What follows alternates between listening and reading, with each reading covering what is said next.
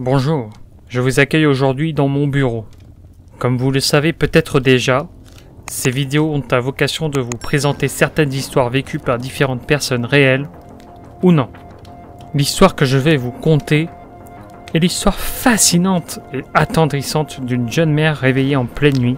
Elle va vivre une expérience des plus singulières. Bienvenue dans ce nouvel épisode des histoires paranormales.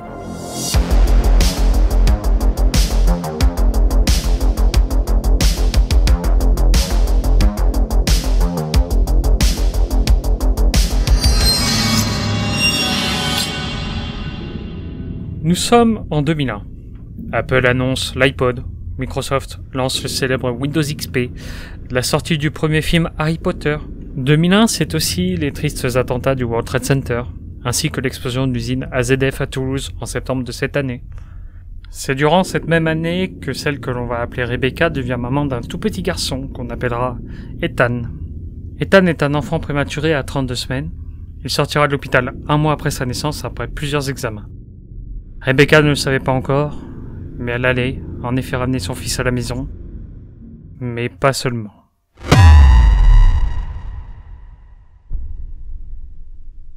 Une fois à la maison, Rebecca va remarquer quelques événements étranges. Son chat ne voulait plus aller dans la chambre du petit Ethan, alors qu'avant il y était toujours, à un tel point qu'elle devait toujours le gronder. Son chien aussi va avoir des comportements étranges, comme se mettre à écouter des sons, quelque chose. La mère va même, pendant qu'elle change les couches d'Ethan, entendre quelqu'un entrer dans la pièce. Elle pensera tout de suite à son mari qui entre dans la pièce, mais quand elle se retourne, personne n'était avec elle. Jusqu'à ce moment de l'histoire, rien qui pourrait nous intriguer sérieusement sur ce cas. Car tout ce que Rebecca remarque peut être explicable et ne révèle rien de paranormal. Pour le moment.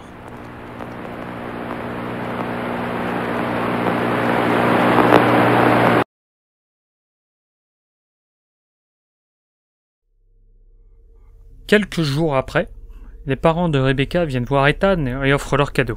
Un ange gardien pour bébé, qui possède une plaque à placer dessous le matelas du bébé et qui activera une alarme s'il détecte aucun mouvement après une longue période.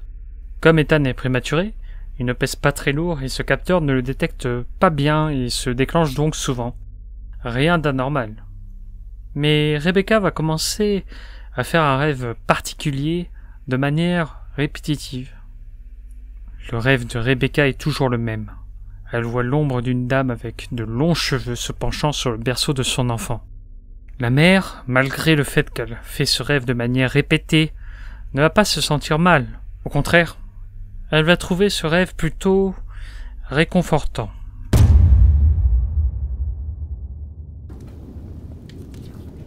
Nous arrivons dans l'acte final de cette histoire et vous allez vous rendre compte que cette histoire nous réserve un rebondissement des plus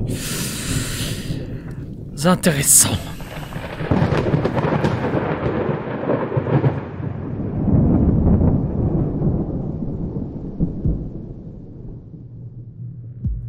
Un mois est passé chez Rebecca. Ethan, son enfant, est toujours sous oxygène et caféine. Son lit est situé sur la gauche de leur porte de chambre, et Rebecca, elle, dort du côté droit, près de cette porte. 2 heures du matin. Rebecca est réveillée brusquement, comme si quelqu'un l'a secouée pour la réveiller vite. Elle se réveille, et pensant que c'est son mari, demande « Pourquoi tu me secoues ?» Mais elle va se rendre compte que son mari est toujours endormi profondément, et toujours tourné de son côté. Elle va se lever, troublée, et va aller dans la chambre de son fils. Rebecca court. Elle entre dans la chambre et se rend compte que son fils ne respire plus. Elle allume la lumière et va entendre Ethan reprendre sa respiration à ce moment précis. Après cet épisode, les rêves continueront jusqu'à ce qu'Ethan ne soit plus sous oxygène et caféine. Et à partir de ce moment, ces phénomènes s'arrêteront mystérieusement. Rebecca reste persuadée, 20 ans après, qu'il s'agissait d'une personne les ayant suivis de l'hôpital jusqu'à chez eux. Elle reste encore reconnaissante envers cette femme qu'elle décrit comme jeune, la vingtaine, et l'ayant secouée pour la réveiller afin d'aider son fils pour respirer à nouveau.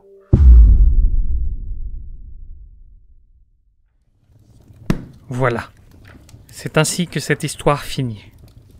Je l'ai sélectionnée personnellement, car on parle beaucoup du côté négatif, des possessions, des problèmes que ça apporte, mais il y a un côté plus lumineux. Ou est-ce là le fruit du hasard, l'instinct d'une mère qui sent quand son enfant a des problèmes? Vous êtes libre de me laisser un commentaire sur votre propre vision de cette histoire avant de quitter cet endroit. Quant à moi, je vous souhaite une agréable journée. Au revoir.